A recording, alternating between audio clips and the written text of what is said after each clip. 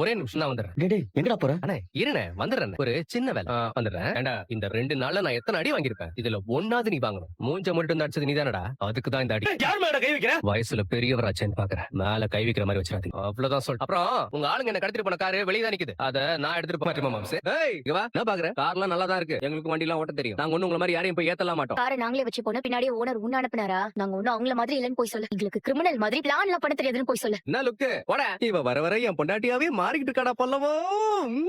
நம்ம வேணா ஒரு முறை ஹாஸ்பிட்டல் போயிட்டு வந்துடலாமா? எனக்கு என்னமோ டாக்டர் பார்த்தா தான் நல்லதுன்னு தோணுது. இந்த அடிக்கெல்லாம் ஹாஸ்பிடல் போகணுமாங்க?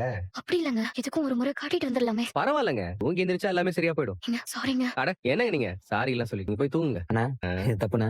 சூப்பர்ல. பல்லவா எல்லாமே நல்லதுக்கு தான் போலன்னு இப்ப தோணுதுடா. இது ஒரு மாதிரி நல்லதாடா இருக்கு. கல்யாணத்துக்கு முன்னாடி லவ் பண்றவங்கள பாத்துருக்கேன். லவ் பண்ணி கல்யாணம் பண்றவங்கள பாத்துருக்கேன். ஆனா நீ இல்ல கல்யாணத்தையும் பண்ணிட்டு ஏதோ பக்கத்து வீட்டு பொண்ணு லவ் பண்ற மாதிரி எட்டி எட்டி பார்த்து லவ் பண்ற பாரு. வேற லெவல்ல நீ. டேய் என்னடா பண்றது? நம்ம நிலைமை அப்படி ஆயிப்போச்சு. லவ் பண்றவனுக்கெல்லாம் எப்போ ஒரு டென்ஷன் இருக்கும். எங்க ஒருவேளை வீட்டுல லவரை யாருக்காவது கல்யாணம் பண்ணி கொடுத்துருவாங்களோ. ஆனா எனக்கு அந்த டென்ஷனே இல்ல. கொஞ்ச நாளைக்கு முன்னாடி வரைக்கும் கூட அந்த பயம் இருந்துச்சு. ஆனா இப்போ அப்படி ஒரு நினைப்பே சுத்தமா இல்ல. அவளுக்கு என்ன பிடிச்சிருக்குடா. எப்போ நம்ம வீடு நம்ம குடும்பம்னு பேச ஆரம்பிச்சாலும் அப்பவே காதல் அவளுக்குள்ள ஒரு மாதிரி ஸ்டார்ட் ஆயிடுச்சுடா. அதை புரிஞ்சுக்க அவளுக்கு கொஞ்சம் டைம் ஆகலாம். நீ வேணா பாரு, சீக்கிரமே சோழன் மாமான்னு கூப்பிடுவா. ஆனா வேணாண்ணா. ஏற்கனவே கார்த்திகா சேரன் மாமா மாமான்னு கூப்பிட்டு தான் காலி பண்ணாங்க. அதனால இந்த மாமா மட்டும் வேணாங்க. அப்படியே சொல்ற. சரி Chola my baby my sweet அப்படின்னு அவளை கூப்பிட்டு சொல்லவா?